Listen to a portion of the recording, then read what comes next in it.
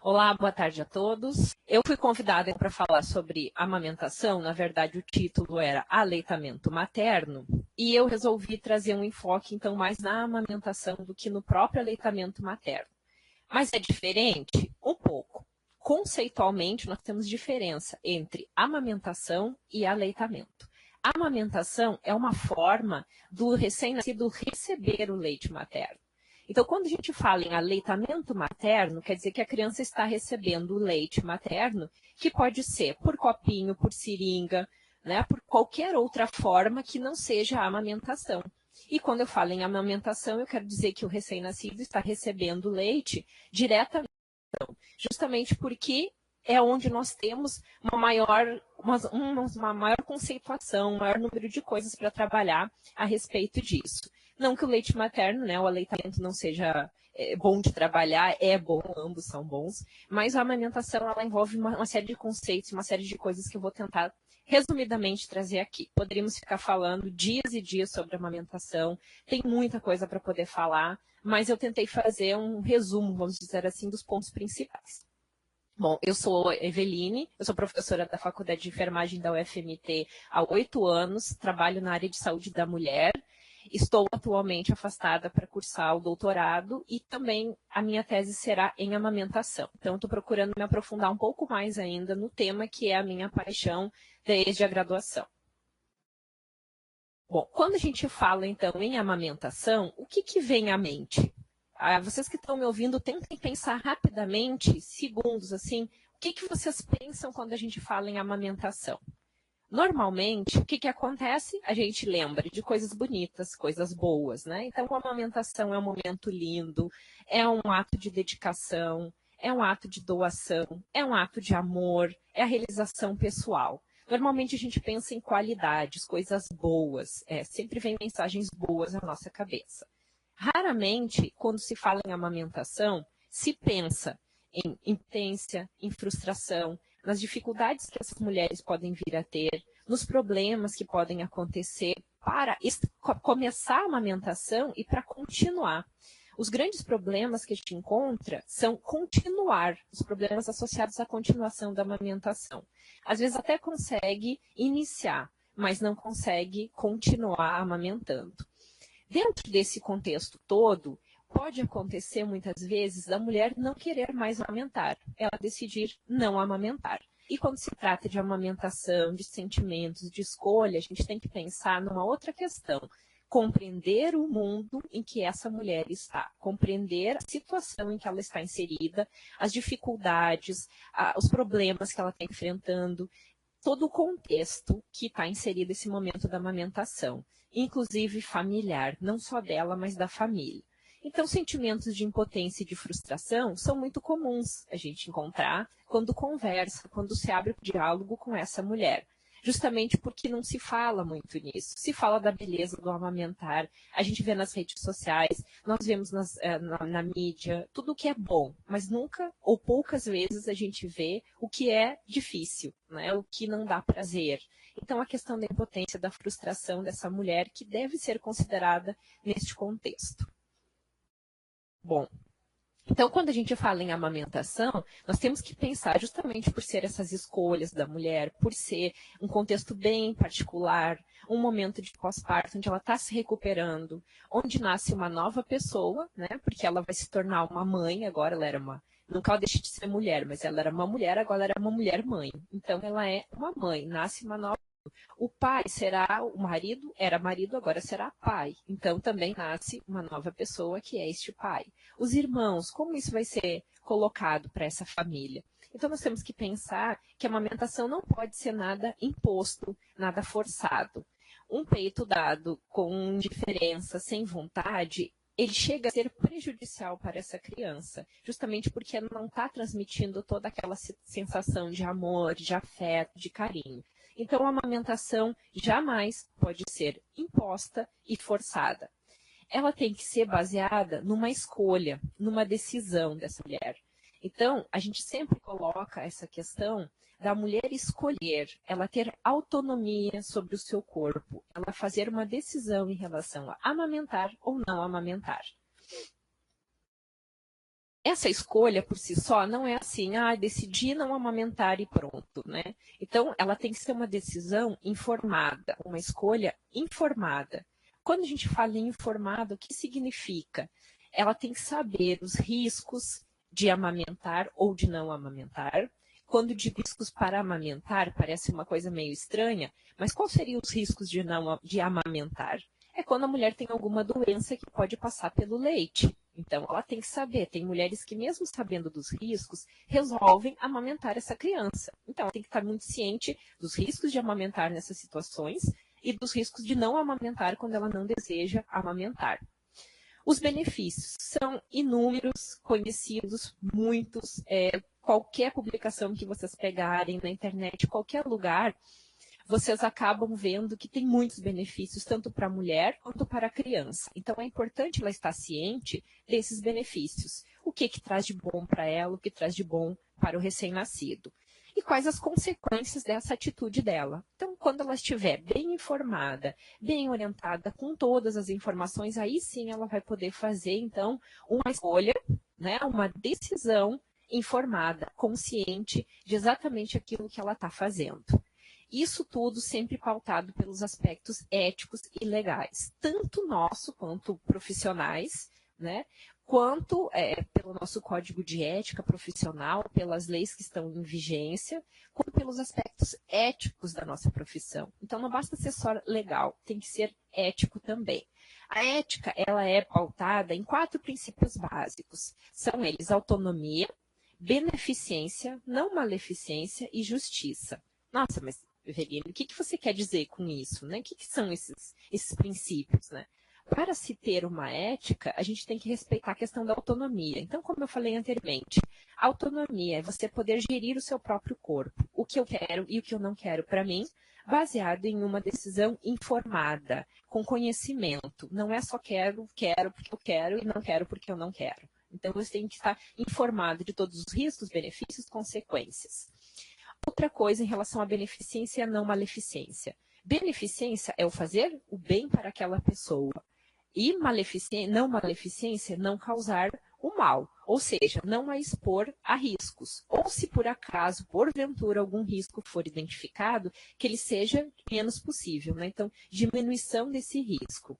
E a questão da justiça é a que vai reger essa questão de beneficência e não maleficência. Ou seja, justiça lembra de balança, né? Então eu tenho que equilibrar esses riscos e benefícios. Como que eu faço isso? Jamais permitindo que os riscos sejam maiores do que os benefícios. Então, quando eu tiver um risco, eu tenho que pesar para que ele seja o menor possível, praticamente inexistente. E sempre que eu for fazer, que seja bom para essa mulher, mas nunca outro.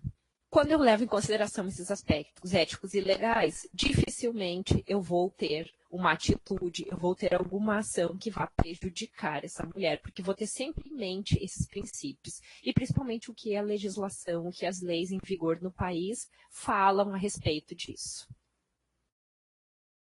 Então, se eu tenho uma escolha, uma decisão, depois de passar por todo esse processo de esclarecimento para essa mulher, o que eu preciso fazer? Respeitar. Então, essa escolha e essa decisão precisam ser respeitadas pelo profissional de saúde que está atendendo esta mulher.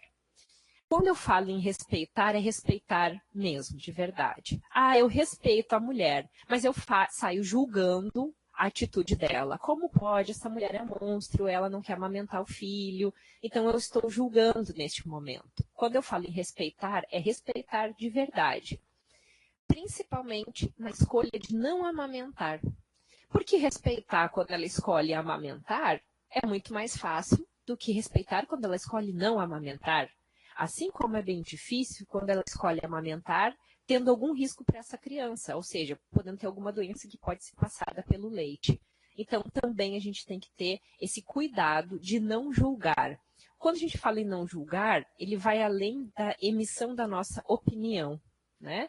Ele vai um pouco mais, ele fala da expressão facial e corporal dessa mulher.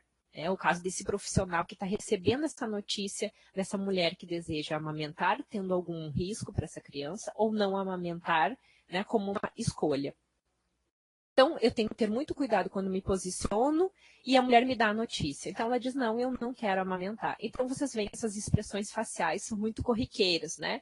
O profissional de saúde tentando não falar, então ele se cala, que eu representei aqui pelo bonequinho fechando a boca, né?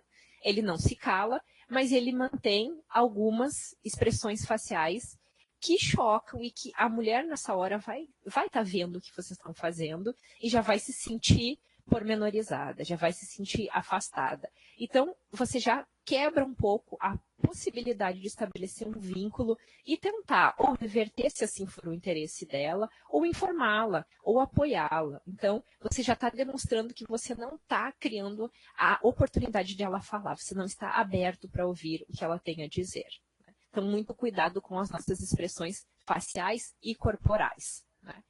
Outra coisa muito corriqueira. Quando a gente se depara com uma situação, imediatamente perguntamos, mas por quê? E esse porquê, ele implica em você querer saber apenas um motivo.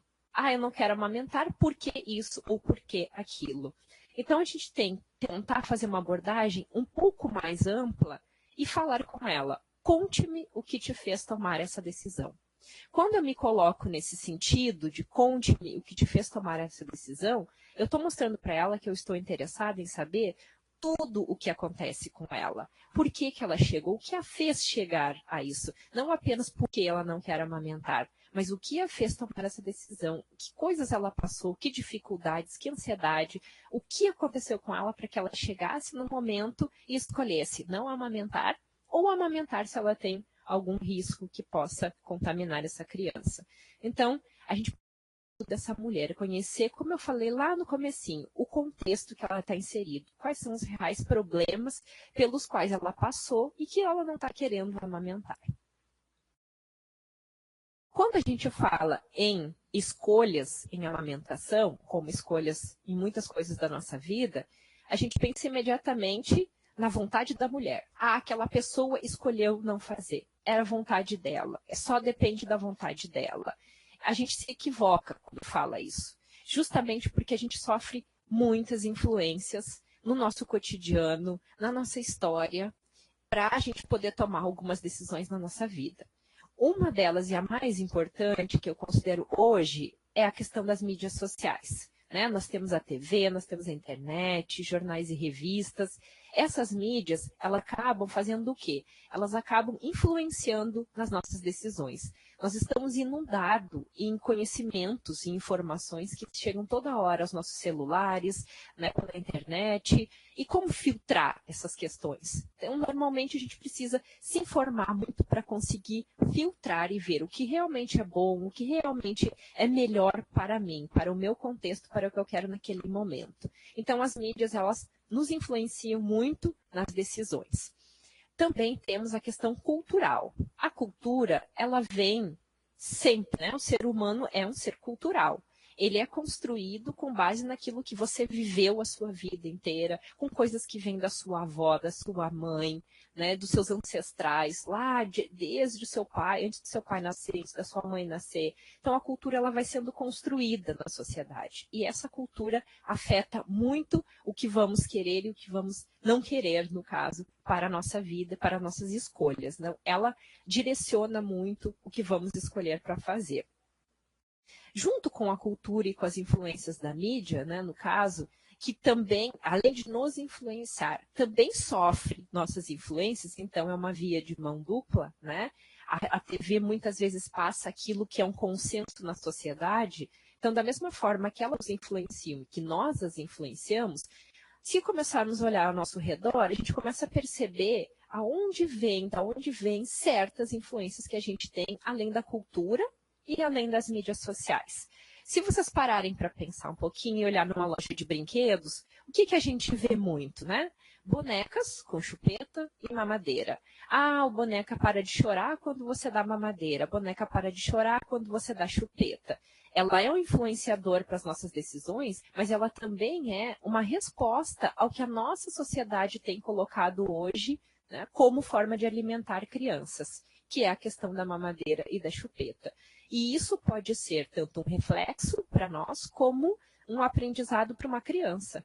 Então, se a criança, quando está brincando de boneca, não é oportunizado para ela fantasiar a questão de amamentação no peito, ela vai ter como base isso aqui para a tomada de decisão dela. Então, brinquedos também são importantes. Atenção, gente, não é a única coisa, eu não estou falando de apenas um fator, né? E eu posso dizer isso, nada em nossa vida é um fator apenas que faz a gente decidir. Né? Nós decidimos com base em vários fatores. Por isso que eu falo das mídias, falo da cultura, da questão dos brinquedos. Né? Músicas. Por que eu coloquei músicas aqui? Porque tem muitas músicas que falam justamente da mamá, do mamadeira, da chupeta. E não tenho como esquecer aquela música clássica, marchinha de carnaval, né? Mamãe eu quero, mamãe eu quero, mamãe eu quero mamar, dá chupeta para o neném não chorar. Para mim, essa é a mais clássica, que também, além de ser uma influência para a nossa vida, também no contexto onde estava quando compôs essa música. E por aí são várias que a gente pode identificar se der uma procuradinha na internet.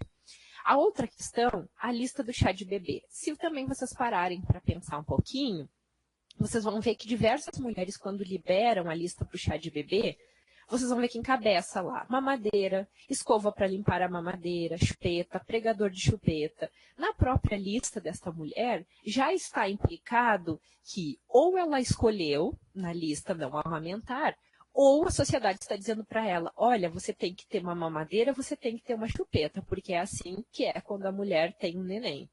Então, a gente tem que cuidar muito para avaliar essas questões e ver realmente se é uma escolha ou se isso está influenciando nessa escolha dessa mulher. Por isso que a gente sempre fala em informação acima de qualquer coisa. Como a mídia tem muita influência, como eu falei, né, sobre as nossas escolhas, ela também é tentada ser utilizada, como aparece aqui, para as campanhas de amamentação. Então, hoje tem se utilizado muito dessas campanhas, colocando atrizes, pessoas famosas, para tentar incentivar a amamentação e trazer à tona esses benefícios. E mostrar que essas atrizes, por estarem em outro plano, vamos dizer, famosas, aparecer na TV o tempo todo, elas também têm uma vida, vamos colocar entre aspas aí, normal, e elas também amamentam. Então, tem se procurado colocar, se vocês levantarem aí nos últimos 10, 15 anos as campanhas de amamentação, todas elas trazem atrizes, pessoas famosas para tentar incentivar. Então, a gente chama de madrinhas da amamentação, né? Porque elas tentam incentivar essa questão da amamentação. Então, a mídia também tem tentado mostrar para essas mulheres uma outra forma de ver a amamentação. E por aí vai, vários blogs que a gente acessa e vê muitas coisas que se fala sobre a amamentação. Então é interessante a gente ter acesso a essas mídias, mas ter um filtro para cuidar com exatamente o que a gente vai considerar e não vai considerar em cima do que a gente recebe, essa enxurrada de informação todos os dias. Como a gente tem, como eu falei, essa enxurrada de coisas, acaba que em alguns blogs, algumas páginas que a gente entra, a gente acaba identificando muitas crenças e muitos mitos acerca da amamentação. Ela é uma das coisas que mais tem mitos, que mais envolve mitos sobre as formas de amamentação, sobre o que existe, né? Então, uma das coisas que em 2003 nós levantamos, num trabalho de conclusão de curso de uma aluna da enfermagem, que foi orientado por mim, a aluna foi a Mariana Tanaka, é um TCC dela, um trabalho de conclusão de curso, do curso de enfermagem da UFMT, que nós procuramos buscar nos últimos 10 anos, né, da bibliografia, o que tinha se produzido cientificamente sobre essas crenças e mitos. Então, quais eram as principais crenças e os principais mitos que apareciam na bibliografia nos 10 anos que antecediam 2013. Para nossa surpresa, e não nossa surpresa ao mesmo tempo, identificamos que o que mais aparecia era a questão do leite fraco e a questão do pouco leite. Na verdade, as duas coisas elas se interligam, né? Porque quando tem o leite fraco, eles querem dizer que pode ter pouco leite, então ela vai ter que complementar esse leite com alguma outra coisa. Os autores então, destacaram, né, nas suas publicações que o leite fraco se tratava, então, da insaciedade, né, do lactente após a mamada demonstrada pelo choro. O que isso quer dizer?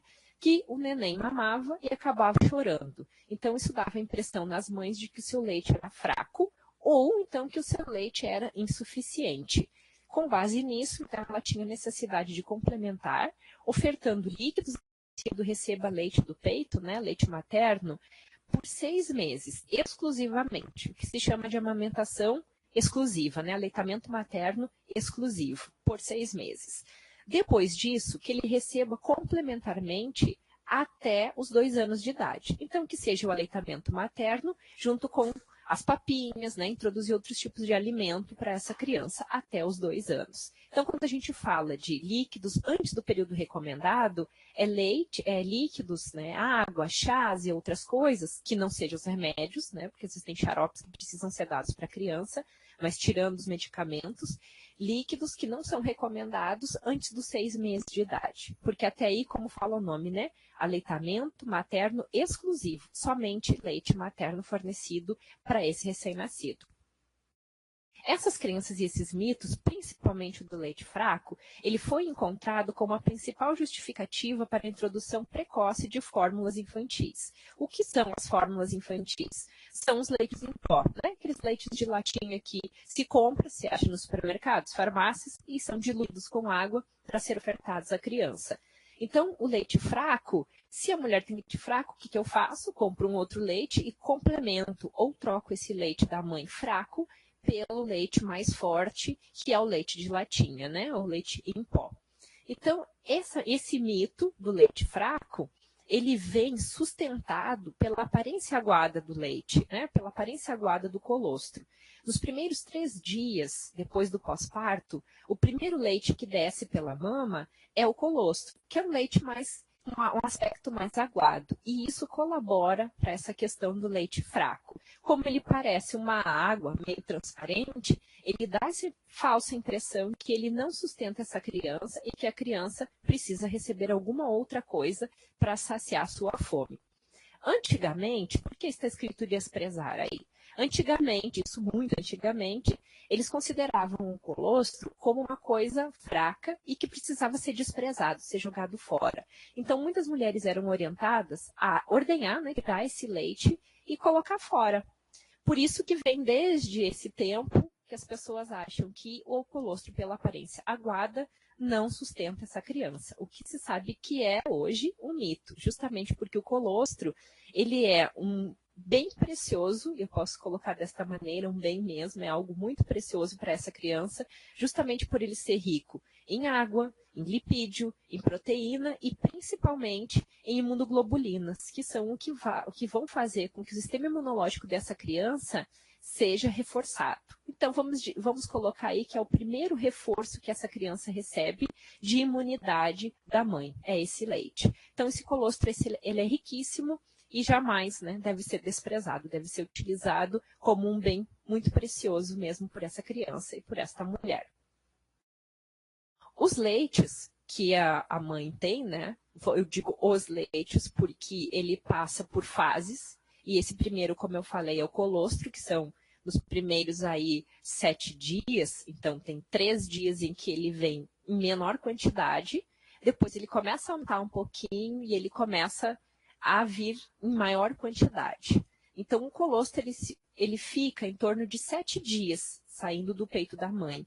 7 dias não é regra geral, né? Isso aí depende, é muito relativo. Tem mulheres que serão 5, outras mulheres serão 10, não tem como a gente dizer exatamente, olha, é 5 dias, é 7 dias. Mas é em torno, a bibliografia traz isso, em torno de 7 dias. Depois vem o leite de transição, então que é um leite entre o colostro. Esse leite de transição, ele fica em torno também de 7 dias. Então, depois de passado 14 dias, vem o leite maduro, que então é um leite mais rico em gordura, um pouquinho diferenciado do colostro. Então, ele é um leite que vai começar a proporcionar o ganho de peso para essa criança, que até então ele tem muito mais focado em proteínas e outros nutrientes do que o próprio lipídio, a própria gordura, que está mais concentrada no leite maduro. Esses leites, então, eles são diferentes para diferentes necessidades. Tanto que a bibliografia mesmo mostra que nós temos leite para prematuro e leite para neném a termo, né? Para bebê, para crianças recém-nascidos a termo. O que eu quero dizer com isso? A quantidade de proteínas, de água, de nutrientes, de gordura que vai ser produzida pela mãe para amamentar essa criança vai ser de acordo com o recém-nascido. Então, se ele é um pré-termo, vai ter um leite de uma maneira. Se ele é um a-termo, vai ter um leite de outra maneira. Então, o leite, ele modifica de acordo com as necessidades da criança. Não sou eu que estou falando, a bibliografia mesmo traz isso. E eu coloquei ali embaixo, como vocês podem ver, tem um endereço aqui, que é uma publicação do caderno de saúde, do caderno 23, né? Um caderno do Ministério da Saúde, caderno de atenção básica 23, que fala justamente sobre essas diferenças do leite, de um leite para o outro, das formas de amamentação, fala do leite materno e fala também da alimentação depois dos 6 meses, né? Essa introdução desses alimentos, a questão da alimentação saudável para essa criança até os 2 anos de idade. Então, eles chamam de alimentação complementar. Então, esse caderno, para quem tem interesse, é interessante baixar ele é gratuito, né? Tem PDF no site do Ministério. E ele é muito interessante porque ele traz uma série de explicações, bastante conhecimento, bastante informações, na verdade, para que a gente consiga formar nosso conhecimento. E assim informar bem essas mulheres que necessitam tanto de esclarecimentos, de entenderem exatamente o que está acontecendo. Então, ele nos dá uma ótima base para a gente conseguir prestar nossas informações a essas mulheres. Ele também tem diferenças, né, os leites, diferenças em relação às origens. Por que origens? Porque tem diferença entre o leite materno, diferença entre o leite em pó, né, que é o leite artificial, e diferença entre o leite animal, muito mais consumido nosso hoje, leite de vaca, né? Então, são 3 tipos de leite que essa publicação e que a Organização Mundial de Saúde também traz no seu portal essas diferenças. Ele mostra lá certinho, então, a diferença do leite materno, quanto tem de proteína, para o leite artificial, esse leite liofilizado, né, que é o leite em pó, e a diferença para o leite de vaca, né, o leite animal. E ele coloca ali exatamente essas diferenças. Então, é interessante que quem tem, queira, né, possa aprofundar um pouco mais, procurar essa publicação e analisar. Ela mostra, é uma publicação da Organização Mundial de Saúde de 1994, ela é bastante antiga. E tem lá diferenciando esses leites para sabermos, então, qual é a diferença? O que tem um leite que não tem no outro? Por que um tem mais, o outro tem menos? Mas uma coisa que eu chamo a atenção de vocês, se vocês forem buscar mesmo essa publicação, vocês vão ver que o leite animal, ele tem uma concentração maior de quase todos esses nutrientes. Aí vocês podem pensar, nossa, mas então o leite animal é bom. Não necessariamente, porque, como eu falei, o leite da mãe, ele é feito para aquele filho, atender aquelas necessidades daquela criança e não para atender outras necessidades. Então, ele é feito exatamente para aquela criança naquele momento. O leite animal é feito para o animal. Um componente maior, por exemplo, de lipídios, mas será que é o tipo de lipídios que a criança consegue absorver melhor? Então, a gente tem que ver isso, que componentes tem. E essa publicação traz todas essas explicações, né? Porque apesar de ela ter uma quantidade maior de proteínas ou de gordura, ele não é tão saudável para a criança, justamente porque tem outros fatores envolvidos que fazem ele não se tornar tão adequado para essa criança, né? Então, por isso, é interessante a gente dar uma olhadinha nessa publicação e ler com mais atenção. Além disso, ainda temos, então, desses tipos de leite diferente, temos no mesmo leite, que é o leite maduro já dessa mãe, o leite anterior e o leite posterior. Nossa, o que é isso? Leite anterior e leite posterior, né? Então, o leite anterior é o leite no começo da mamada e o leite posterior é o leite do final da mamada. Então, ele já passou por todas essas transformações, né, de colostro para leite de transição, depois para leite maduro, e esse leite maduro ele já vai ser diferente se ela for no começo da mamada ou se for no final da mamada. Então, o leite anterior ele é mais rico em água, então ele mata a sede dessa criança, desse recém-nascido, e o leite posterior é mais rico em gordura, é o que vai dar a saciedade. Por isso que a gente bate muito na tecla, é muito importante a mãe esvaziar o peito, né? Então, a mama que ela está dando deve ser sugada até o final, justamente para ele conseguir aproveitar esse leite posterior. Às vezes, um equívoco nisso, ela pode estar dando só o leite anterior, e aí a criança vai acabar não ganhando tanto peso, justamente porque ela precisa do leite posterior para ganhar esse peso. Então, ela vai estar tomando só o anterior. Como que acontece isso? Quando a mamada é programada, 15 minutos em cada seio, 20 minutos. Por isso que a gente fala da livre demanda e da quantidade em tempo não ser estipulada. Ele mama até esvaziar essa mama. Então, ficar colocando o neném de um peito para o outro, vai acontecer o quê? Ele pegar, às vezes, somente o leite anterior. E aí não vai acabar não ganhando o peso como deveria ganhar. Então, pode ser um dos grandes problemas que a gente tem hoje, né? Quem falou isso também? Freitas, né, nas suas pesquisas, que coloca essa diferença entre os dois leites. E a gente tem observado em pesquisas que realmente a diferença é da criança esgotar o seio, ou seja, mamar até o final, mudar na questão do ganho de peso. Então, é uma informação bastante importante, bastante antiga, 97, mas que poucos têm esse conhecimento e sabem dessa necessidade. E acaba ainda tendo essas questões de vamos colocar o neném mamar 15 minutos no peito, 15 no outro. Não tem, gente. Tempo não deve ser estipulado, né? A criança mama enquanto ela tiver vontade e no seio que for necessário, né? Então, bota ela no seio e deixa ela esgotar esse seio.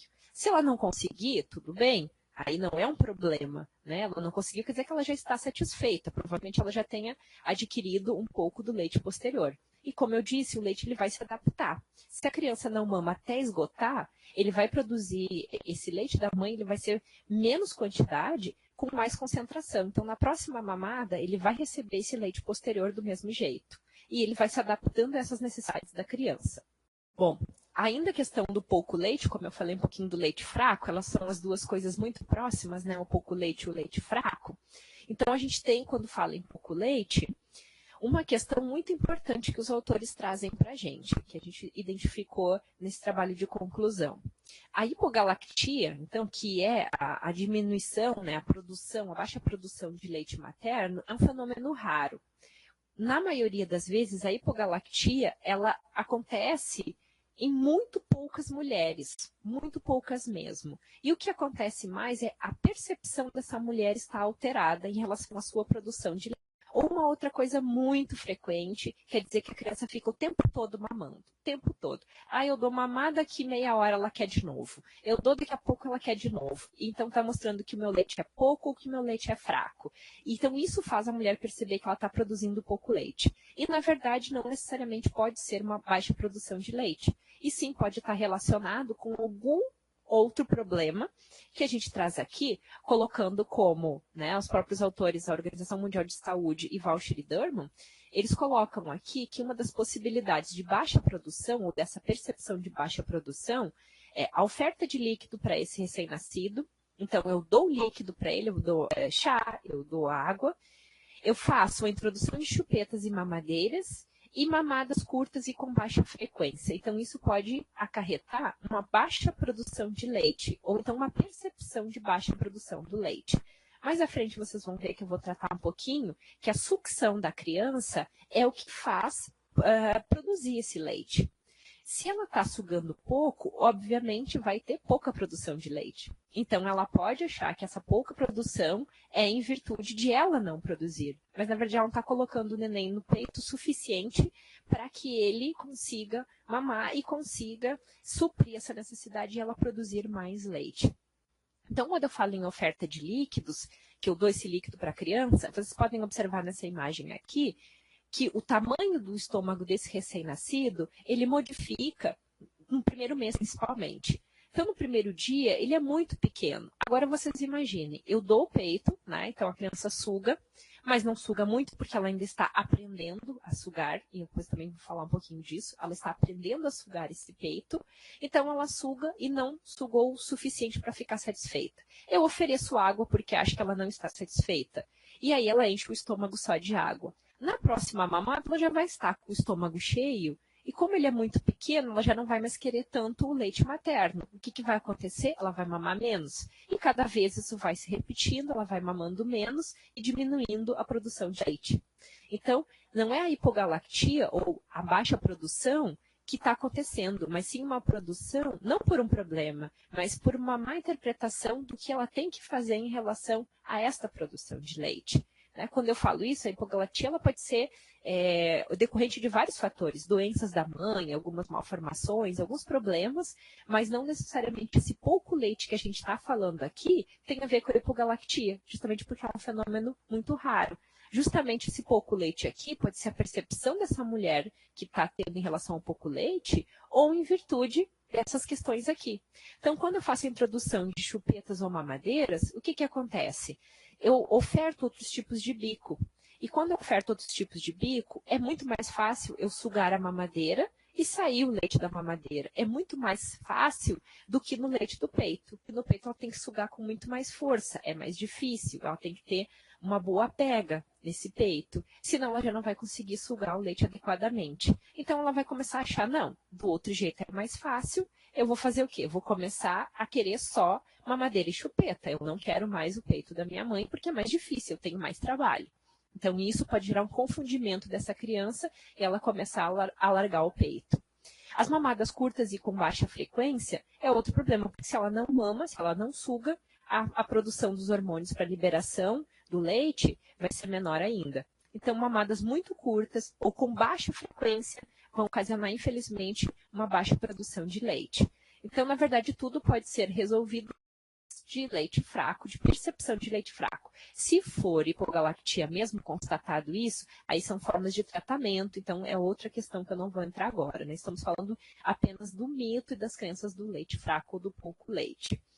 Bom, como eu falei aqui, o tamanho do estômago ele vai aumentando conforme os dias vão se passando. Então, por isso que a criança vai também melhorando essa questão da amamentação. Tem muitas mulheres que queixam, mas o neném fica pendurado o tempo todo no meu seio, eu não vejo, não consigo dormir, não consigo descansar.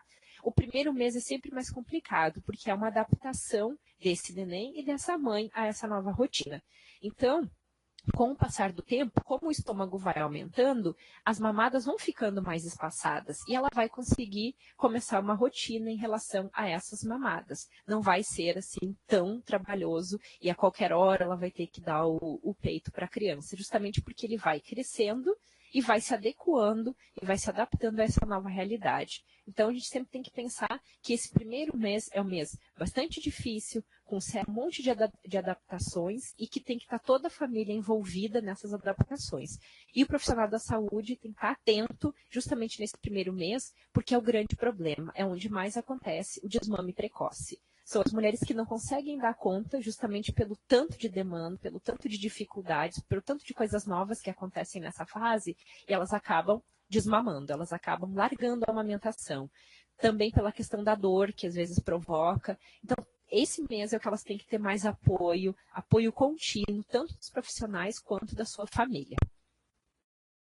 Aí eu trouxe um pouquinho aqui para vocês os mecanismos de lactação. Como eu falei que a questão da produção do leite, ela envolve uma série de coisas, rapidamente para a gente só saber do que eu estou falando, como ocorre esse mecanismo de lactação. Então, depois que termina o trabalho de parto, ou mesmo depois de uma cesárea, se for o caso, né, o que acontece? Há uma queda do estrogênio e da progesterona, que estavam presentes durante a gravidez, em quantidades bem significativas, ele diminui. Essa queda faz o organismo entender que está na hora de ele produzir prolactina e lactogênio placentário. Então, eles aumentam. Não é isso de não ter mais estrógeno e não ter progesterona. O hormônio ele não desaparece do corpo da mulher, ele apenas fica em uma menor quantidade. A mesma coisa com a prolactina e o lactogênio placentário. Eles já existem, mas numa quantidade muito pequena no organismo das pessoas. Inclusive, os homens também têm prolactina. Agora, o que acontece depois do parto? Eles aumentam, justamente porque ele vai precisar começar a iniciar a produção do leite. Então, depois que começa a ser liberada a prolactina e o lactogênio placentário, inicia-se a produção do leite. Para esse leite ser produzido, nos primeiros 3 dias ele conta justamente com esse mecanismo de hormônios, né? Mecanismo hormonal. Após esse tempo, ele vai começar a ser produzido, então, pela sucção e mantido por essa sucção. Por isso que eu já falei e repito, né? A sucção é o que vai determinar a quantidade que esse leite vai ser produzido. Então, se não há sucção, há uma baixa produção de leite ou nenhuma produção de leite. Então, essa sucção ela vai estimular os 2 principais hormônios da lactação, que é a ocitocina e a prolactina. A prolactina é o hormônio que produz o leite. Então, quando a criança suga, mama, o hipotálamo recebe lá, uma partezinha do nosso cérebro, ele recebe a informação de que tem que começar a liberar a prolactina. Ele libera e a prolactina começa a fazer o trabalho dela, a produzir leite lá na mama dessa mãe. Depois ele libera também, depois não é junto, né, gente? Isso aqui é só uma separação didática, né? Na verdade, são os hormônios que é a responsável, então, pela ejeção do leite. Então, nós temos a prolactina, que produz, né, prolactina, em prol do leite, e a ocitocina, que faz a ejeção desse leite. Então, ela é responsável pela ejeção. Por isso que a criança precisa sugar para ter a produção desses dois hormônios e aí a manutenção dessa amamentação. Então, quando eu tenho uma criança que acaba não sugando muito, eu não tenho desenvolvimento desse estímulo, dessas relações de vai e vem, né? Porque o hormônio, ele é muito influenciado pela sucção. Uma outra coisa, antes de eu passar para esse outro slide, que eu gostaria de falar para vocês, que não está representado aqui, é a questão de como esse hormônio é estimulado. Rapidamente, a prolactina, ela é um hormônio que aparece muito, ela é produzida justamente depois da mamada. Então, o neném mama e ele já vai, essa sucção já vai estimular o cérebro a produzir prolactina para garantir a produção de leite para a próxima mamada. Então, ele mamando agora já vai garantir a próxima mamada. A ocitocina, por sua vez, ela é muito conhecida como hormônio do amor, né? Vocês já devem ter ouvido falar por aí, né? Então, essa ocitocina que também vai criar o vínculo, tem várias pesquisas que mostram que a ocitocina, ela é o hormônio que estabelece, ajuda, na verdade, a estabelecer esse vínculo entre mãe e filho, e está representada, e está presente, desculpa, desde a gestação. Então, a ocitocina, ela é um hormônio que melhora essas relações. Tem algumas pesquisas que mostram que quando há pouca produção de ocitocina, há a questão da quebra do vínculo entre mãe e filha ou pai e filho, que inclusive pais que têm um estabelecimento, um fortalecimento do vínculo com o filho, têm produção de ocitocina. Então, por isso que a gente fala que a ocitocina é o hormônio do amor. Mas voltando à amamentação, a ocitocina, então, ela é liberada quando a mulher está tranquila. Então, situações de estresse, situações de dor, situações de preocupação dificultam a liberação da ocitocina. Se eu não tenho, ou se tem uma baixa produção de ocitocina, o que vai acontecer? Eu tenho uma baixa ejeção desse leite, o leite não sai. Né? Ela pode, às vezes, produzir, mas ele não é ejetado. Então, essa coisa de a mulher estar num lugar tranquilo para amamentar é importante. E estar bem, estar relaxada para amamentar. Tanto que a maior produção disso se dá quando ela está relaxada. A gente sabe que em virtude dela trabalhar muito fora, de como a gente vive hoje nessa correria, é difícil. Mas se a gente vê uma mulher passando por essas dificuldades, é interessante mostrar para ela a questão do relaxamento, de estar tranquila para melhorar a questão do fluxo da ocitocina. Eu trouxe aqui, só para vocês verem também uma coisinha bem interessante, vocês já devem conhecer essa mama aqui, né? Ela é uma mama didática, né? Então, aqui a gente tem, só para que vocês vejam, aqui nós temos os alvéolos, né? Que é onde fica toda essa parte onde é produzido o leite, né? Os alvéolos aqui, então a gente chama de glândulas, né? Onde fica o leite. Aqui nós temos os ductos e aqui mais para baixo nós temos os seios lactíferos. Essa parte, essa parte mais gordinha aqui, ó, é os seios lactíferos. Então, a ocitocina, ela vai agir muito mais nessa parte aqui do que nas outras partes. Né? Vou mostrar bem de pertinho aqui para vocês. Então, aqui é onde a ocitocina vai agir mais. A prolactina vai agir nessa parte mais amarelinha aqui, que são as próprias glândulas mamárias. Tá? Então, só para vocês terem uma ideia de onde esses hormônios vão agir e depois, mais para frente, eu vou trazer a mama de novo para mostrar algumas coisinhas para vocês em relação à pega. Suficiente, a gente identificou ainda nessa pesquisa, nesse trabalho de conclusão, a influência da alimentação, da nutriz, no leite secretado. Então, há muitos mitos, há muitas crenças em relação à alimentação dessa mulher na produção de leite. Outra coisa que identificamos, a amamentação como um processo natural e de execução simples. Nós vamos ver se é bem isso ou não. O uso de bicos e chupetas, né? Então, chupetas e bicos artificiais, foi muito presente na questão dos mitos e crenças que a gente encontrou. e os tratamentos para os traumas mamilares. Então, o mito se concentra muito nesses tratamentos para esses traumas mamilares, né? Em formas de tratar. E muitas dúvidas em relação ao uso dos medicamentos, porque tem muita gente que pensa, bom, eu estou medicando, estou tomando um remédio, então eu tenho que suspender a amamentação. A gente vai ver que não é bem por aí. Então, eu vou trabalhar rapidamente cada um deles, porque são muitas coisas para falar de cada um, então eu preciso dar uma resumida. Quando a gente fala em influência da alimentação da nutriz no leite secretado, a gente está querendo trabalhar um pouquinho a questão da alimentação e do estado nutricional materno. Eu já ouvi muita gente falar, tá, mas aquelas mães lá da África ou aquelas mulheres que têm uma baixa condição socioeconômica, que não conseguem uma alimentação adequada, com todos os nutrientes, como que fica o leite dessa mulher? Como é que ela consegue, então, algumas conseguem amamentar? Ela deve ou deve amamentar? Então, a gente foi buscar na bibliografia, e a Organização Mundial de Saúde mesmo traz essa resposta, né, de quanto isso influencia nessa amamentação. Então, a gente já sabe que tem muito pouca influência os macronutrientes que essa mãe come. Quais são esses macronutrientes? Os carboidratos, as proteínas e os lipídios. Então, eles influenciam muito pouco nessa concentração de energia do leite materno. Então, ele pode diminuir a quantidade no leite materno caso estejam disponíveis em pouca quantidade no organismo. Então, pode, mas não quer dizer que necessariamente vá, né? Então, ele influencia muito pouco. Quer dizer que a mulher pode não ter uma ingestão de carboidratos, proteínas e lipídios, e mesmo assim o recém-nascido receber, justamente porque ele vai começar a tirar do organismo da mãe para tratar dessa questão para o neném. Ele está precisando, então o organismo vai liberar isso para ele.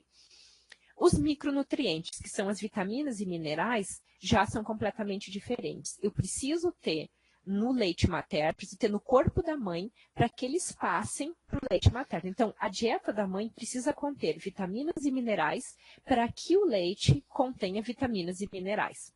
Então, a influência da alimentação no leite secretado existe em alguns componentes. Então, depende, não são em todos os componentes. Por isso que tem mulheres que continuam produzindo leite, continuam amamentando seus filhos, mesmo tendo uma nutrição menor, vamos dizer, mesmo tendo uma condição socioeconômica desfavorável, que não consiga contemplar todos os alimentos necessários para que ela tenha uma alimentação considerada equilibrada.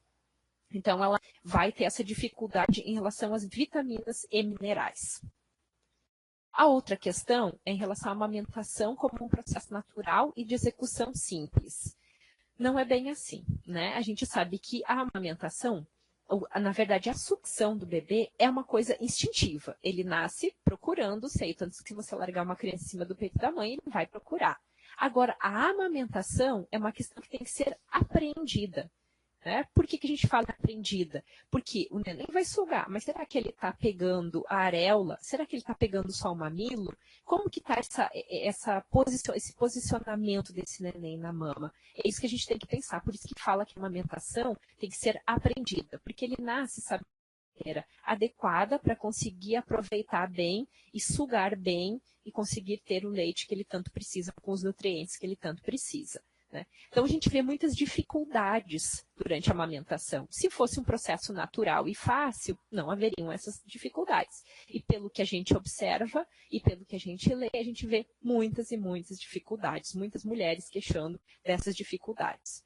Então, uma das coisas para suprir essas dificuldades é a pega adequada. Né? O que eu quero dizer com pega adequada?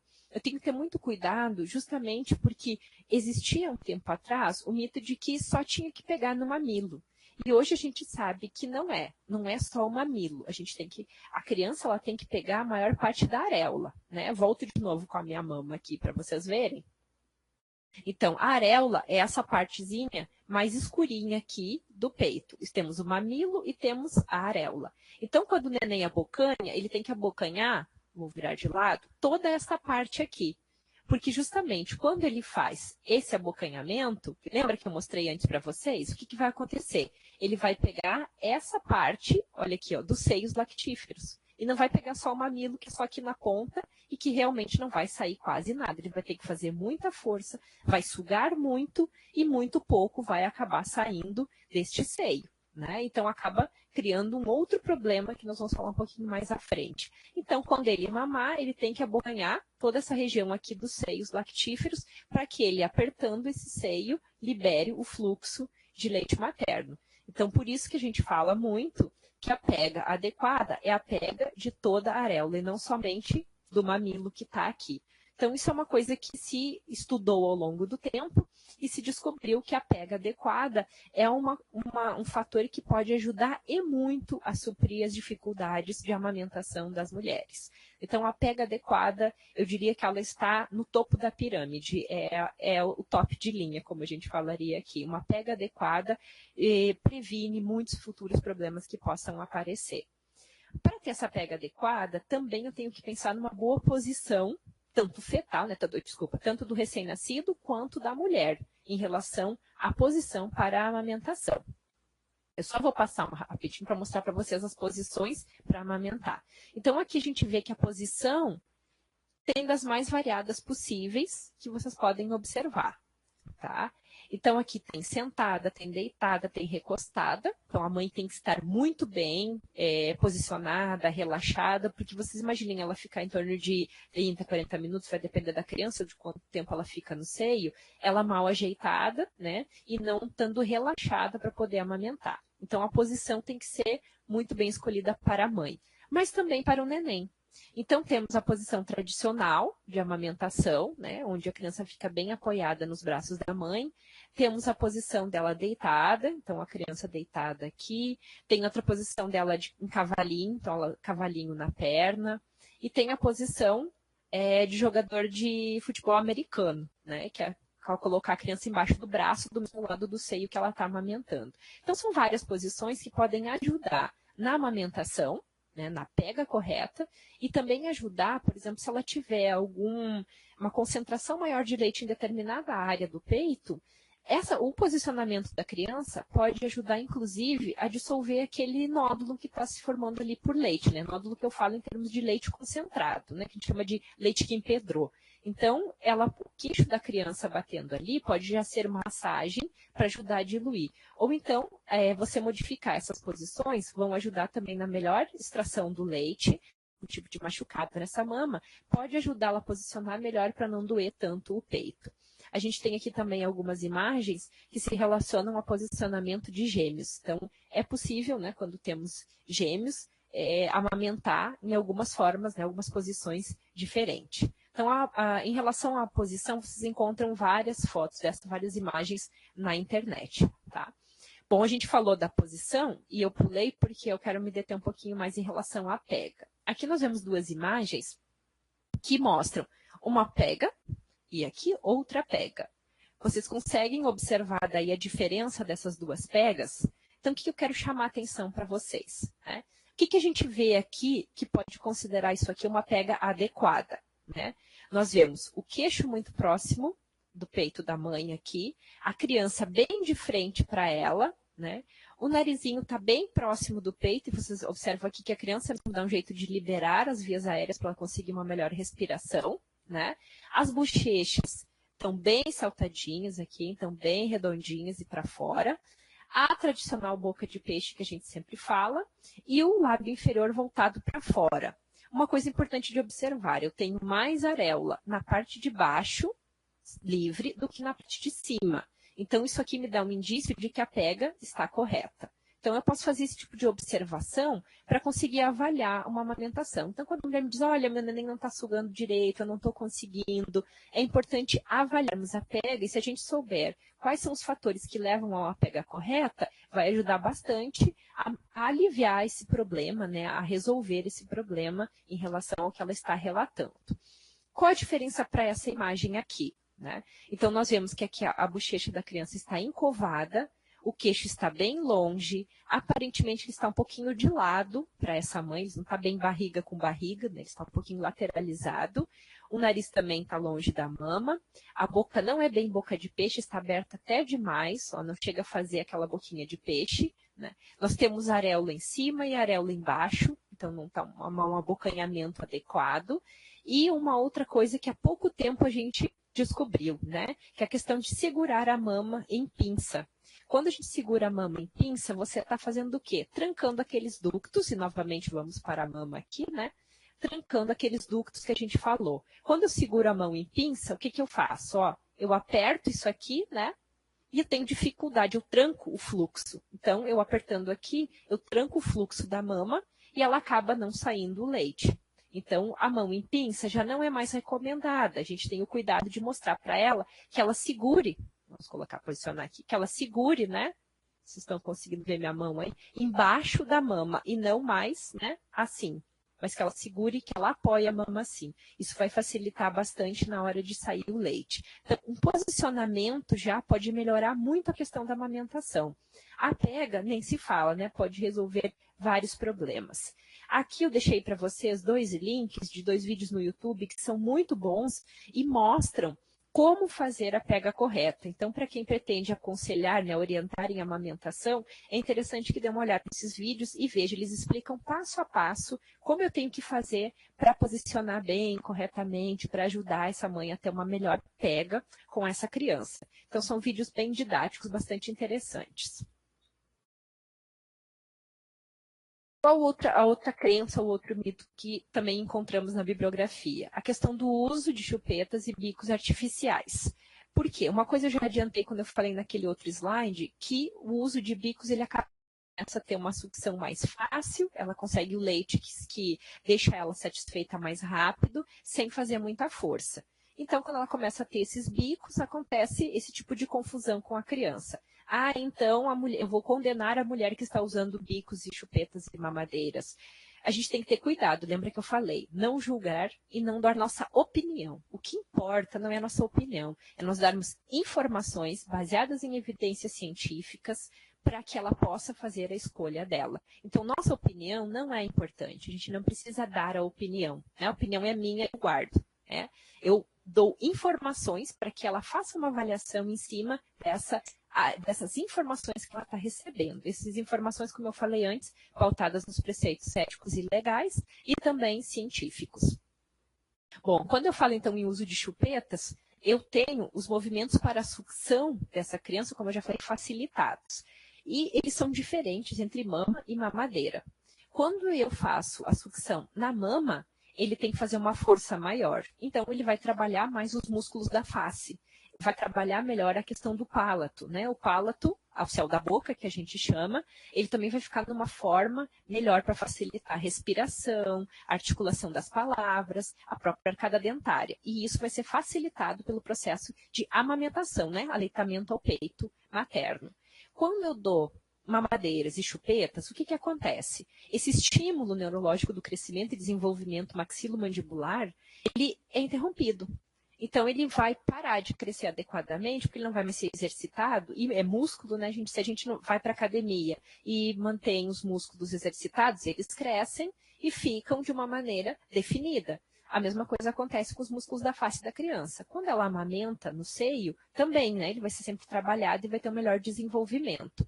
E isso quando não acontece, então quando eu utilizo mamadeiras e chupetas, ele vai ficar afetado e pode afetar, então, a deglutição, a respiração, futuramente a mastigação e a fala. Então, a criança vai ter, às vezes, problemas de fala que vão ter que ser corrigidos com fonoaudiólogo, de mastigação, erro na oclusão dentária, né? Então, dentes mais para frente, dentes mais para trás, dentes para fora, a questão do palato. Então, isso evita futuros problemas. Ah, mas eu mamei na mamadeira e não tive problema. Ah, depois eu boto um aparelho. Bom, então aí, né, você está bem informada, bem orientada, a decisão é dela.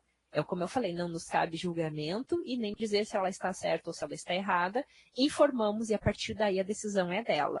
Né? Então, se a gente sabe que isso pode acontecer, mas mesmo assim a pessoa decide optar pela chupeta, pelo bico, né? Independente do tipo de chupeta, aí é uma escolha da pessoa, uma decisão da pessoa.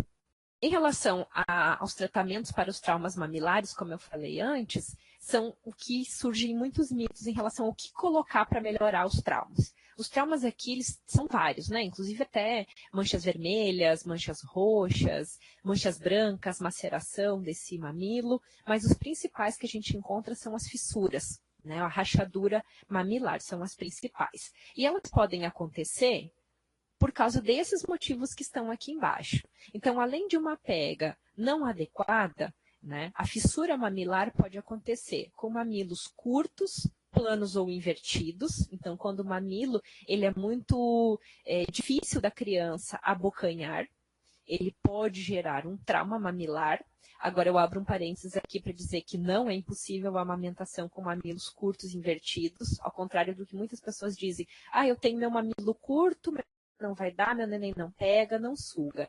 Não, gente, se ela tiver esclarecimento, apoio e principalmente paciência, ela vai conseguir sim amamentar. Eu tenho várias experiências muito bem sucedidas, como eu disse, eu sou professora da faculdade de enfermagem, eu trabalho com amamentação, com gestante, faço gestação, faço pré-natal, né, em unidades de saúde básica. Então, a gente tem experiências fantásticas de sucesso em amamentação de mamilos planos invertidos.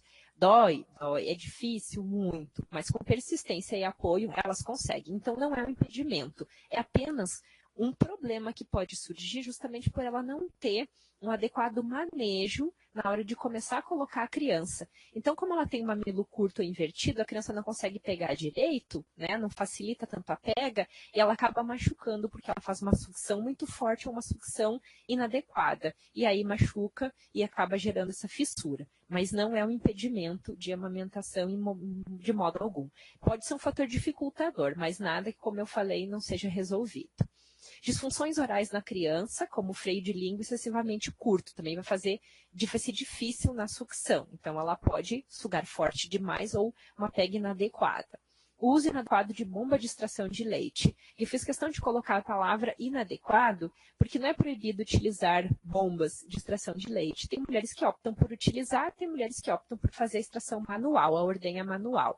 Só que quando ela opta por utilizar essas bombas de extração, ela tem que ser muito bem utilizada, né? Então, seguir corretamente as orientações, o tempo, a forma de vácuo, justamente para não machucar esse mamilo.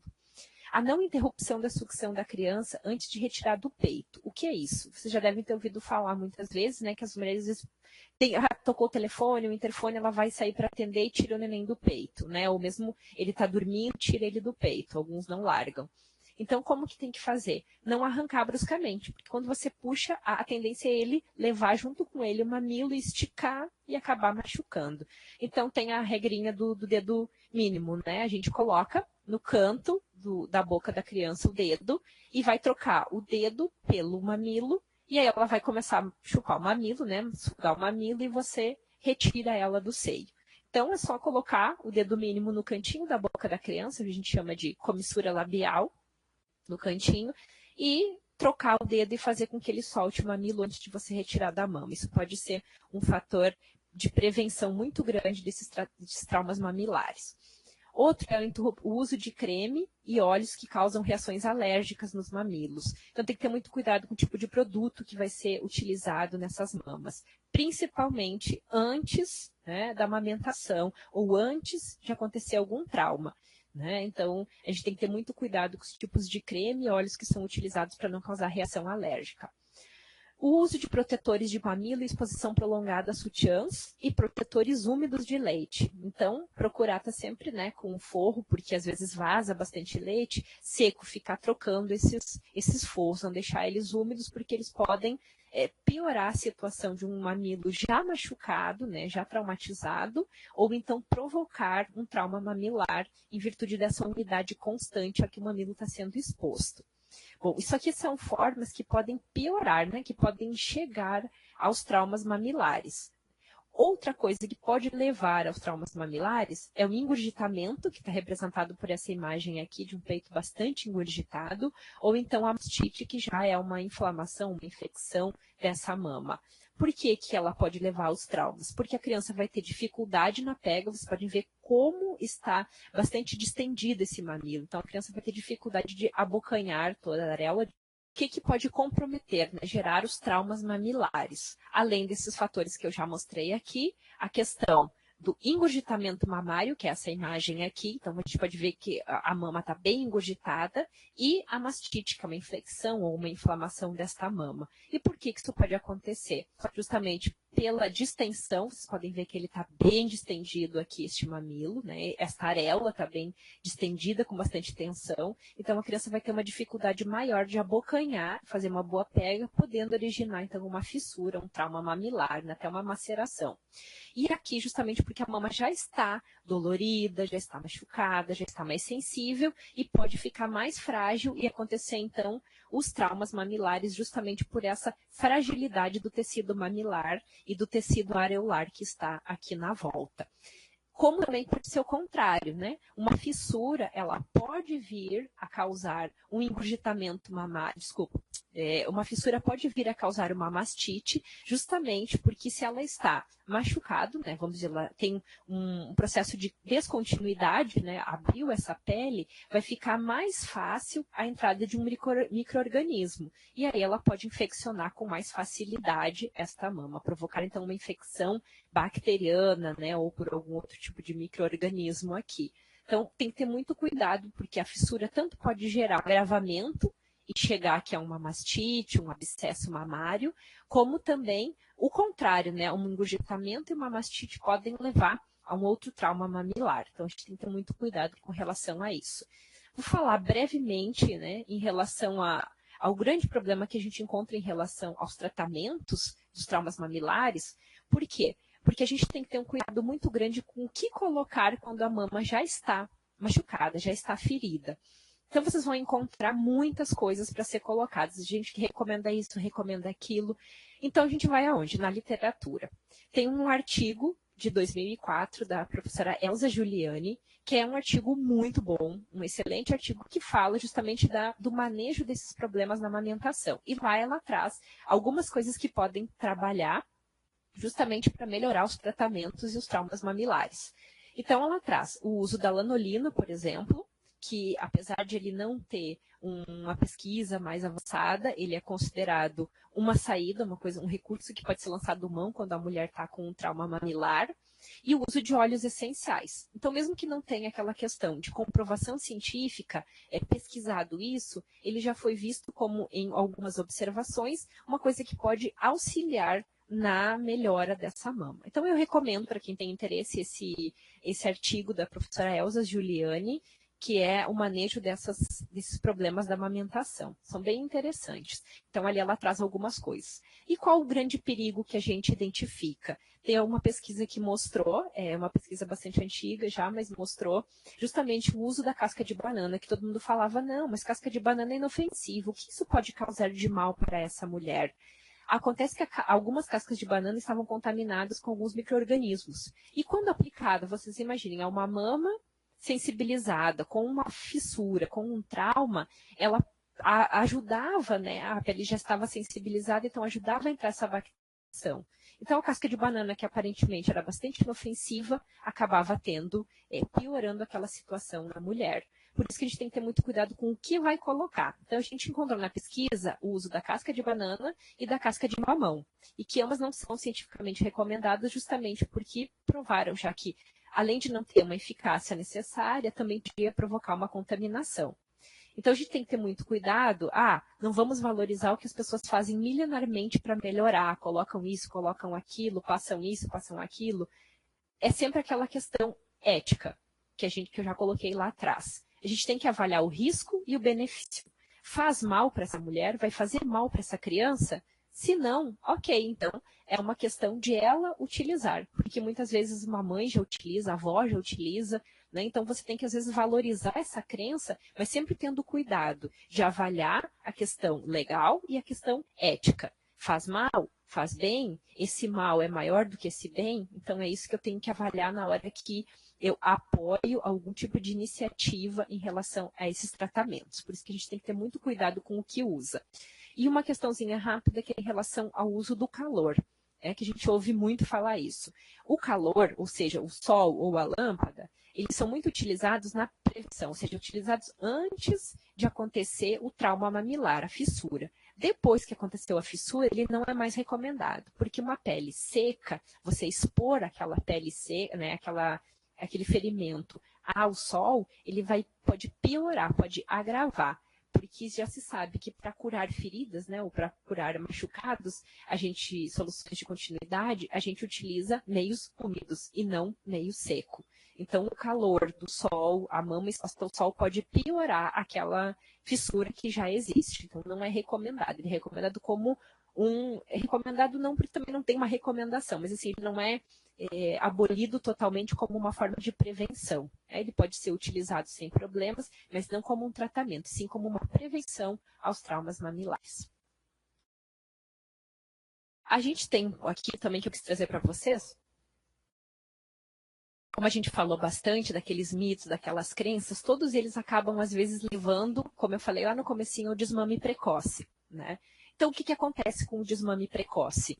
Ele pode levar a criança a ter outros problemas de saúde mais adiante. Por isso que se fala tanto em não desmamar precocemente antes dos 6 meses de idade. Então, eu trouxe aqui uma tabela da Organização Mundial de Saúde, né, que tem um parâmetro em relação ao aleitamento na primeira hora, ao aleitamento materno exclusivo nos 6 meses e a duração mediana do aleitamento materno. Eles classificam em porcentagem, nesses 2 primeiros, e em meses, o que seria adequado. E nós temos uma pesquisa que foi feita em 2009, né, uma pesquisa nas capitais brasileiras, que eu vou passar aqui só para vocês verem, que é essa pesquisa de prevalência do aleitamento materno nas capitais brasileiras e Distrito Federal de 2009. Essa pesquisa foi feita e ela foi identificado vários, vamos colocar entre aspas aí, problemas em relação à amamentação aqui no Brasil. Tá? Então, eles fizeram esse comparativo em relação ao que a Organização Mundial de Saúde preconiza e em relação ao que foi identificado na pesquisa. Então, em relação ao aleitamento materno na primeira hora de vida, os 26 estados e o Distrito Federal ficaram com uma avaliação boa em relação às porcentagens dessas crianças expostas ao aleitamento na primeira hora de vida. Com relação aos menores de 6 meses, o aleitamento 23 dos estados, né, e dentro da classificação ruim, e 4 dos estados dentro da classificação bom. Então, está bem a desejar aqui essa relação. E em termos de duração mediana do aleitamento materno, que é até os 2 meses, né, até os 2 anos, 24 meses, nós temos aqui a maioria, 26 estados, né, pode ser incluído aqui o Distrito Federal, no caso, que está entre os 0 e 17 meses, quer dizer que está abaixo do recomendado pela Organização Mundial de Saúde. E apenas um que está ainda no ruim. Então, nós estamos muito ruim em relação à duração do aleitamento materno. Então, só para vocês verem quanto isso pode ser problemático em comparação com os níveis de aleitamento que são preconizados pela Organização Mundial de Saúde. Né? Então, aqui eu só trago essas estimativas que já estão representadas aqui, né? E aqui no mapa, para ficar um pouquinho mais visual, para facilitar um pouquinho a visualização, né, nós temos em relação à prevalência, então, de crianças menores de 1 ano que mamaram na primeira hora de vida, com 72% dessas crianças, né, na região norte, receberam essa amamentação na primeira hora, 72% no centro-oeste e 71,8% no sul. Então, são os 3 melhores estados em relação ao recebimento do aleitamento na primeira hora. Né? Então, em seguida que nasce. O pior desempenho foi do sudeste, com 63,5%. E entre as capitais, Salvador ficou com o pior desempenho, 58,5%, e São Luís no Maranhão com o melhor desempenho, 83,5%. Então, de uma maneira geral, o Brasil ficou com 67,7% das crianças amamentadas na primeira hora, o que é considerado um índice bom pela Organização Mundial de Saúde. Né? E aqui a gente tem a prevalência do aleitamento materno, então, nos menores de 6 meses, o aleitamento materno exclusivo. Temos o norte, o centro-oeste e o sul, né, ambos aí na volta dos 40%, né, 45,9%, 45% e 43,9%. Então, são os que foram melhores desempenhados nessa questão. Temos aqui o Nordeste como o pior desempenho, com 37%. E em relação às capitais, temos Belém com o melhor desempenho, 56,1%, e Cuiabá, né, onde estamos hoje aqui fazendo essa aula, com o pior desempenho em aleitamento materno exclusivo. Só 27% das crianças, 27,1%, estão sendo amamentadas exclusivamente até os 6 meses. Né? Então, bastante preocupante, de uma maneira geral, o índice de 41% no Brasil, ou seja, né, muito ruim, avaliado pela Organização Mundial de Saúde, né? Bom, para irmos finalizando, né, porque eu dei uma estouradinha no tempo aqui, são muitas coisas, é muito difícil você falar de amamentação e tentar resumir isso, né? Eu explicava aqui para o Berdan no início que é uma aula de 4 horas e aqui eu tive que dar uma resumida. Então, os principais desafios que a gente identifica, né, para quem trabalha com amamentação, para o profissional de saúde, inclusive até para as famílias, né? Mas eu fui enfocando aqui o profissional de saúde, né?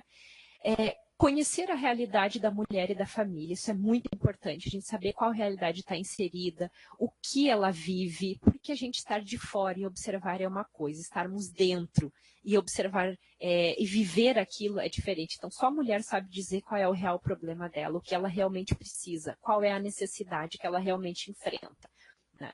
Escutar, e vocês vão ver que o escutar aparece em todos os outros quadradinhos, porque é uma das coisas mais importantes. E não é escutar, entrar por um ouvido e sair pelo outro, é escutar mesmo, dar atenção, escutar, processar aquela informação e em cima dela ver o que eu posso fazer para ajudar.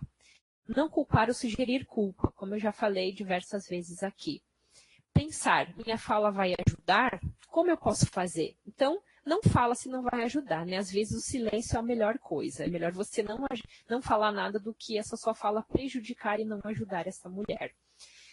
Orientar, informar, como eu já falei, né? E para você orientar e você informar, você tem que estar muito bem amparado em relação ao que é científico, o que se tem hoje no mundo científico, o que foi descoberto.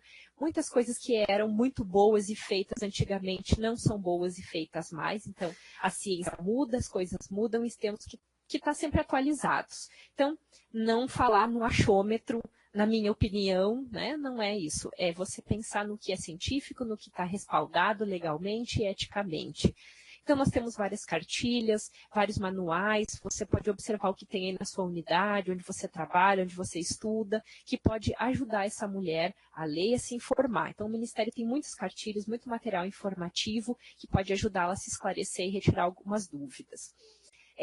Depois de escutar, né, então, como eu falei, a atitude, o que posso e o que devo fazer. Então, tem que sempre avaliar isso, o que eu posso e o que eu devo fazer, onde está o meu alcance.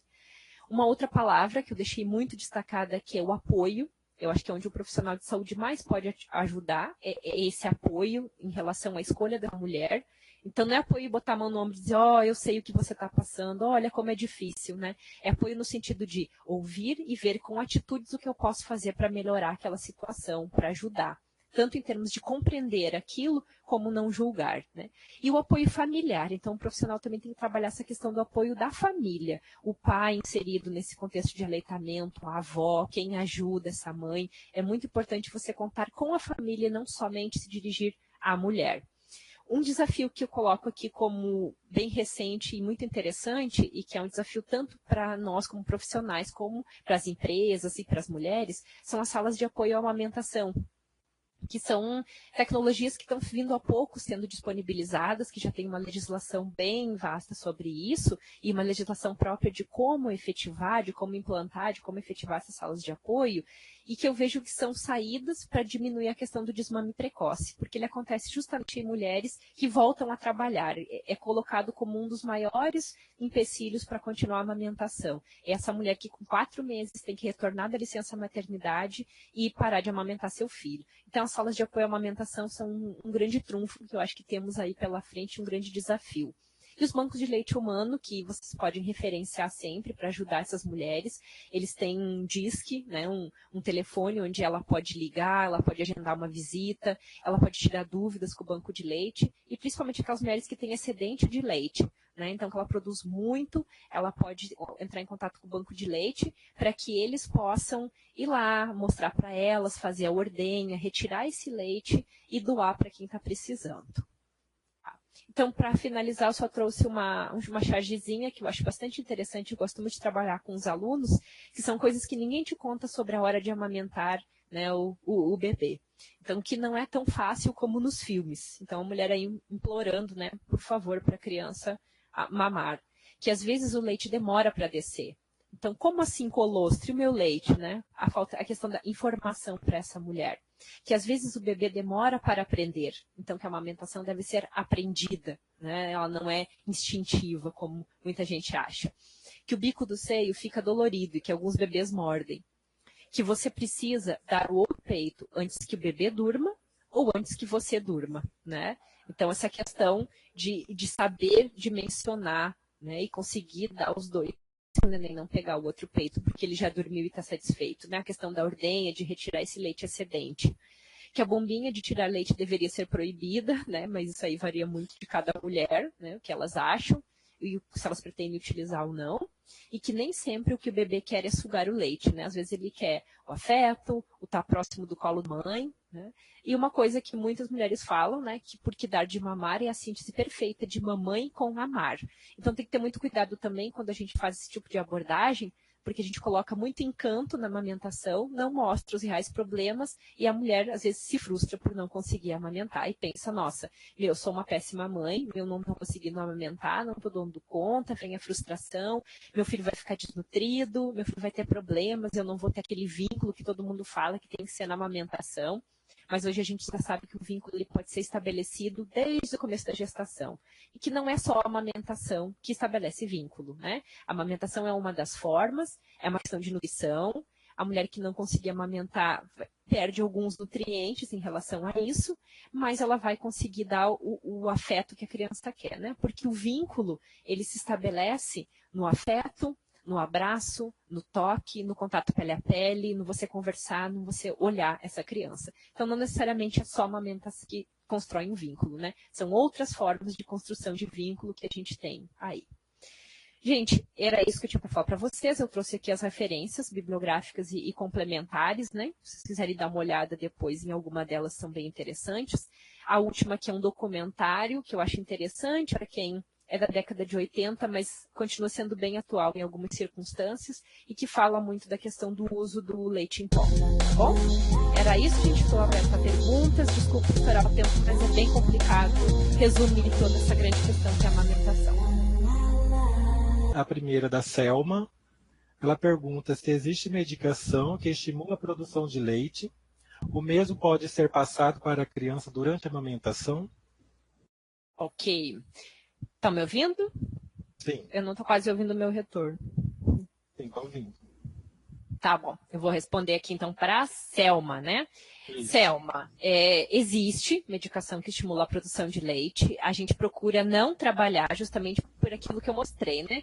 Tem outras formas de estimular a produção do leite. Então, o medicamento a gente deixa para a mulher que tem hipogalactia, que ela tem um problema mesmo constatado, avaliado pelo médico ou pelo enfermeiro. E o medicamento é dado somente sob prescrição médica. O que existe? Alguns medicamentos que o pessoal usa. Assim, olha, vou usar tal coisa porque ajuda a descer o leite. Na verdade, a gente sabe que tem alguns medicamentos que o efeito colateral deles é que faz aumentar a produção láctea. Mas também não tem uma comprovação científica do uso. Então, alguns profissionais vocês vão ver que trabalham com isso, outros preferem não trabalhar. Eu vou citar o nome porque tem artigos de dois medicamentos que se usa, mas nós optamos por não utilizar e se utilizarmos apenas com a prescrição médica. Então, somente o médico pode dizer se era adequado e necessário utilizar essas medicações. Uma é a metoclopramida, que é o Plasil, né? Como efeito colateral do Plasil, ele passa sim para a criança e pode trazer alguns problemas para a criança, na questão cognitiva, de atenção, da sonolência, né, e ter alguns efeitos indesejados nessa criança. Então, por esses motivos que normalmente não se recomenda, né. E outra, a domperidona, que também é bastante utilizada, mas assim, como eu te falo, sem muitas comprovações. Se utiliza, mas a gente sabe que é muito mais um efeito colateral e também passa para a criança. Então, a gente tem uma restrição e tenta cuidar muito para não dar essas medicações, justamente pelo risco que elas podem ocorrer. Então, eu volto lá naquela questão da ética, né? É benéfico ou é maléfico? O risco é maior que o benefício? Então, é isso que eu tenho que sempre avaliar nas minhas ações.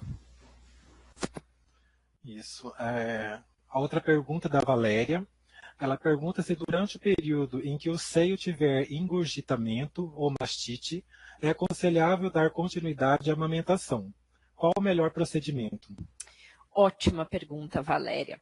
Bom, essa questão do engurgitamento, Se você não amamentar, aí que vai piorar o engurgitamento. Então, sim, se continua a amamentação diante do engurgitamento. O que se faz? Então, se orienta massagem, né, que a mulher massageia esse seio. Qual é a dificuldade? Dói muito, principalmente quando ele está muito distendido, às vezes com um pouco de calor, né, que é um calor local, então a mama quente, ele fica mais difícil de ser manipulado, elas sentem muita dor.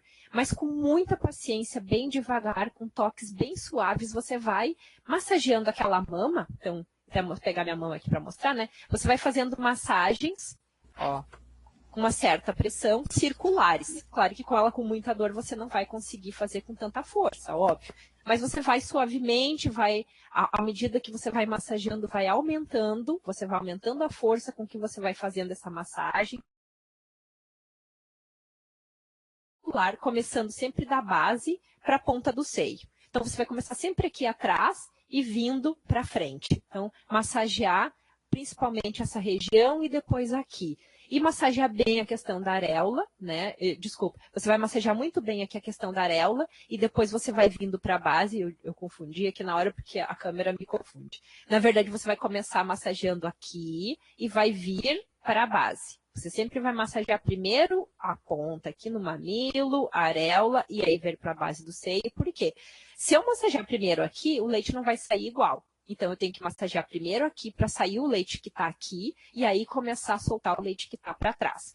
Quando eu faço essa massagem bem aqui na areola, eu já deixo ela mais macia, mais fácil do neném abocanhar. Então, o neném consegue fazer uma boa pega e vai sugando. Então, o engurgitamento, normalmente, ele é causado por não sugar todo aquele leite que é produzido. Então, a demanda está muito maior do que, quer dizer, a demanda está muito menor do que aquilo que é produzido. Então, o neném está mamando menos do que aquilo. Ou então a mulher produz muito leite mesmo e ela pode fazer então a doação para um banco de leite, né? Ou mesmo retirar o pouco de leite que está sobrando, né? Justamente para não ficar esse engurgitamento. Então a massagem é o melhor jeito, né? A ordenha pode ajudar bastante e colocar o neném para mamar. Quanto mais esse neném mamar, menos engurgita esta mama.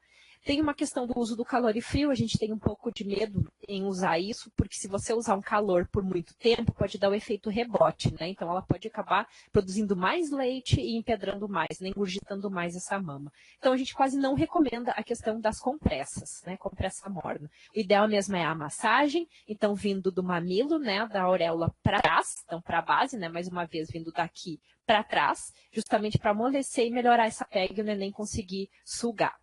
Na questão da mastite, a mesma coisa.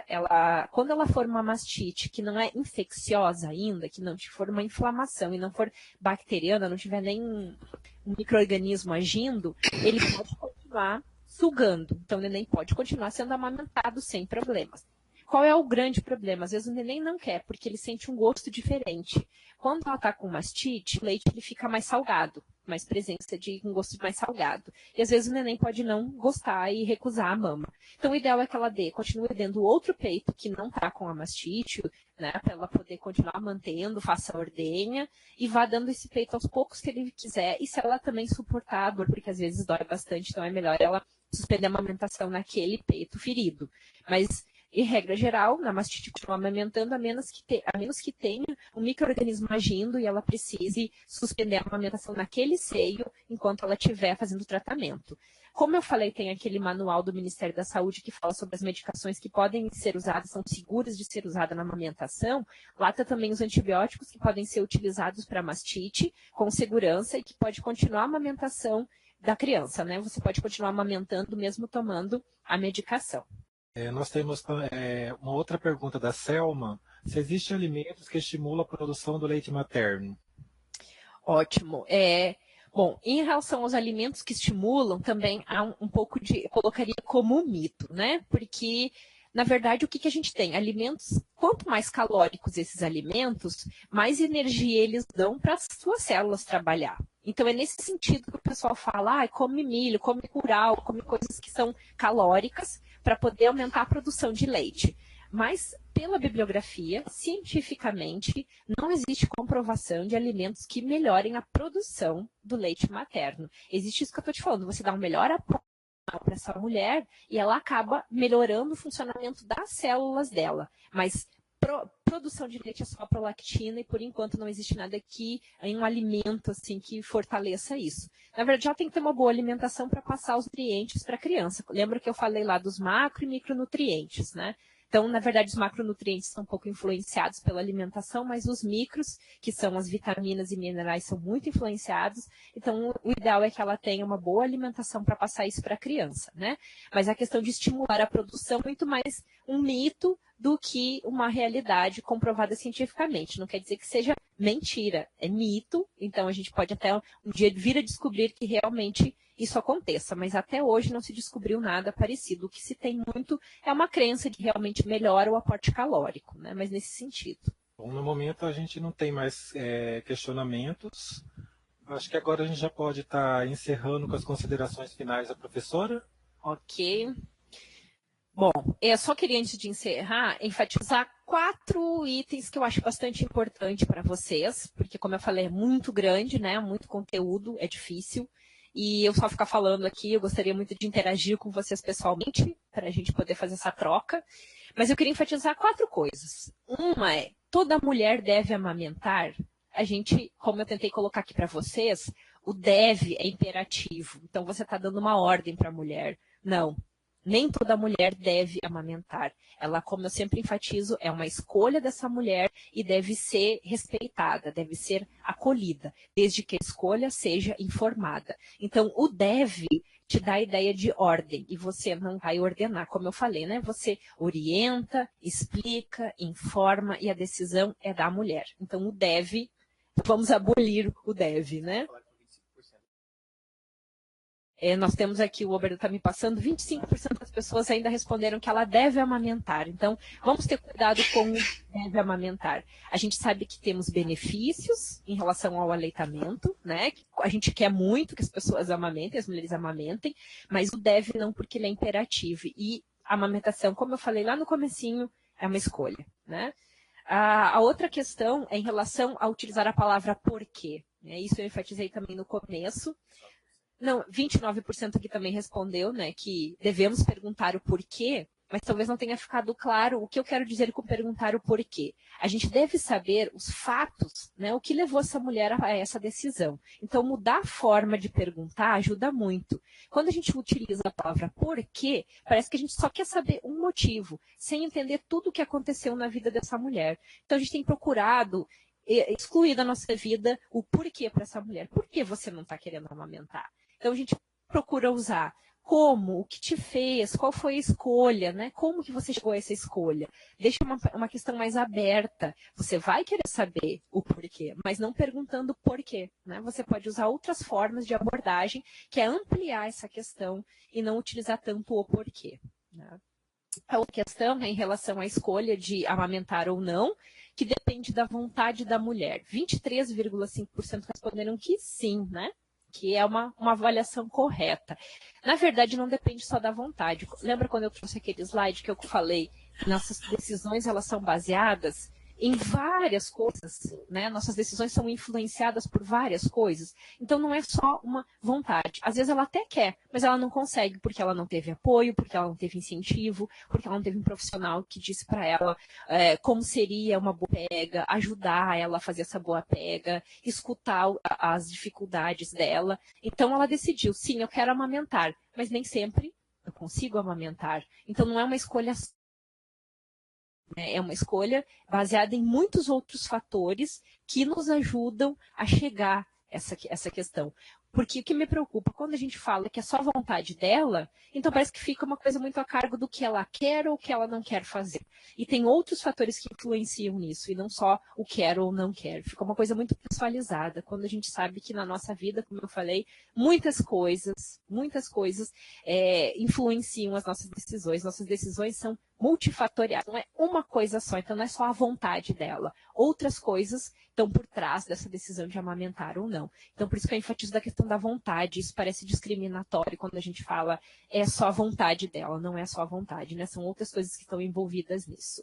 E por último, a questão da amamentação ser um processo natural e de execução simples. Tentei mostrar para vocês, espero que tenha ficado um pouco mais claro, e mesmo assim 23 ainda, 0,5% concordam, né, que ela é uma coisa natural, mas tentei mostrar para vocês que não é tão natural assim.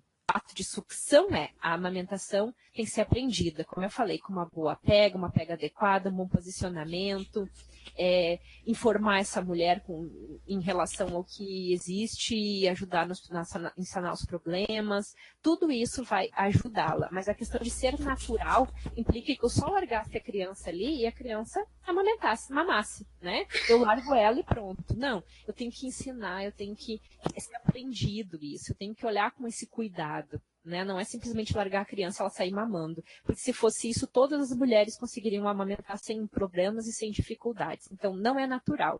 É uma coisa aprendida. É uma coisa que deve ter um cuidado muito grande na hora de fazermos a avaliação.